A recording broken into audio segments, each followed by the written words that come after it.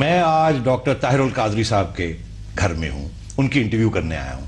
دو باتیں میں کہنا چاہوں گا۔ ڈاکٹر طاہر القادری کے انٹروڈکشن کی کوئی ضرورت نہیں ہے، مگر کچھ غلط فہمیاں پیدا ہو گئی، اس سے میرا بھی کوئی تھوڑا سا رول تھا، تو میں وہ تسلیم کرنا چاہتا ہوں اور کریکشن کرنا چاہتا ہوں۔ پہلی بات یہ کہ حال ہی میں میں نے ایک پروگرام میں آپس کی بات کے پروگرام میں کچھ باتیں کہیں، کچھ غلط تھی وہ باتیں، ڈاکٹر صاحب نے مجھے کلیئر کر دی، میں پہلے خود ہی وہ کلیئر کر دوں۔ پہلی بات یہ کہ یہ کبھی بھی انہوں نے کسی قسم کی ملازمت نواز شریف صاحب یا شریف برادران یا شریف فیملی کی نہیں کی ہے، وہ کلیئر ہے بات، اس کے اوپر اب اور بات کرنے کی ضرورت نہیں ہے، نمبر ایک۔ نمبر دو، یہ ایک ویڈیو ڈاکٹر صاحب کے بارے میں انٹرنیٹ پہ فیس بک پہ وغیرہ چل رہی تھی، جہاں انہوں نے ڈنمارک کے اندر کسی انٹرویو میں کچھ بات کہی توہین رسالت کے قانون کے بارے میں، اور لوگوں کا یہ کہنا ہے کہ پاکستان میں انہوں نے اس کے کوئی برعکس بات کی۔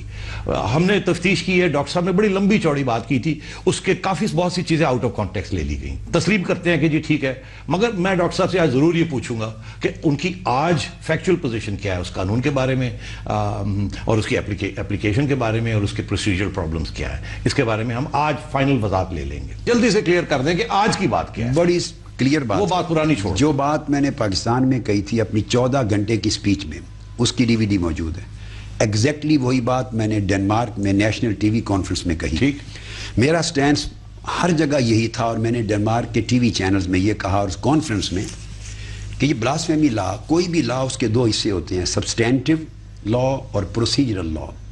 سبسٹینٹیو لا کرائم اور اس کی پنشمنٹ کی کوانٹم کو فکس کرتا ہے کہ کیا کرائم ہے اور اس کی سزا کیا ہے، وہ کیپٹل پنشمنٹ ہے، وہ آپ اتفاق کرتے ہیں، اس سے میرا اتفاق ہے اول دن سے آج تک۔ ٹھیک، پروسیجرل لا کہ کس طرح ایف آئی آر لاج ہوگی، کہاں یہ کیس کی سماعت ہوگی، ایویڈنس کیسی ہوگی، ٹرائل کون کرے گا، کس درجے کا میجسٹریٹ کرے گا، وغیرہ وغیرہ، جو پروسیجر سے ریلیٹڈ ہیں اپ ٹو دا ججمنٹ، اس پر اول دن سے میرے تحفظات ہیں۔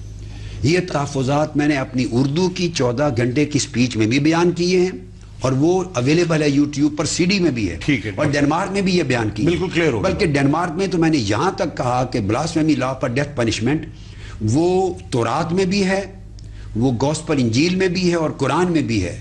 تو موسوی قانون، عیسوی قانون، محمدی قانون یونانیمس ہیں اس سبجیکٹ پر، لہٰذا اختلاف کا آپ کو رائٹ نہیں ہے۔ پروسیجرل اختلافات جائز ہیں، وہ میرے بھی ایک۔ ڈاکٹر صاحب ایک سوال ضرور رہ جاتا ہے، یہ جو توہین رسالت کا قانون، ایک سیکنڈ، جو بات میں نے کر دی، چونکہ آپ نے بات پوچھ لی، یہ میری پوری آؤٹ آف کنٹیسٹ چونکہ چڑھایا گیا فیس بک پر، اور یوٹیوب آج کل بین ہے پاکستان میں، لوگوں کو میری پوری بات سننے کا موقع نہیں ملا۔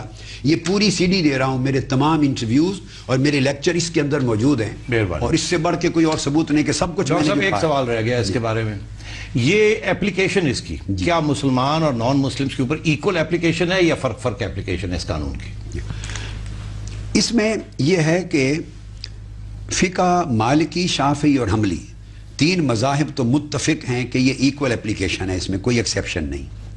فقہ حنفی میں دو ویوز ہیں، امام ابو حنیفہ، امام ابو یوسف، امام محمد، اور اوائل 2-3 صدیوں کے جو جورسٹ تھے ان کا ویو تھا کہ نان مسلم اس وقت ذمہ ہوتے تھے، ان پر اپلیکیبل نہیں، مسلمانوں پر ہے۔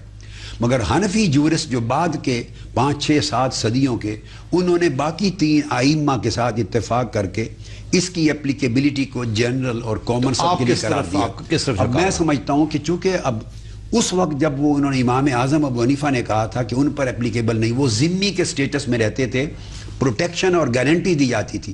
آج ان کا سٹیٹس ذمی کا نہیں ہے، وہ ایکول سٹیزنز ہیں، وہ نیشنلز ہیں، لہٰذا جس طرح ان کے رائٹس ایکول ہیں اس طرح ان کی اوبلیگیشنز بھی ایکول ہیں۔ لہٰذا اگر وہ مرتکب ہوں گے تو آج میں ان کی اسی سزا کا جو مسلمان کے لیے ہے کیپٹل پنشمنٹ، ان کے لیے بھی اسی کا قائل ہوں۔ ٹھیک ہے، وہ سزا انفورس ہوگی، بڑا اچھا ہوگا ڈاکٹر، پروسیجرل لا میں الگ کلیئر ہوگی۔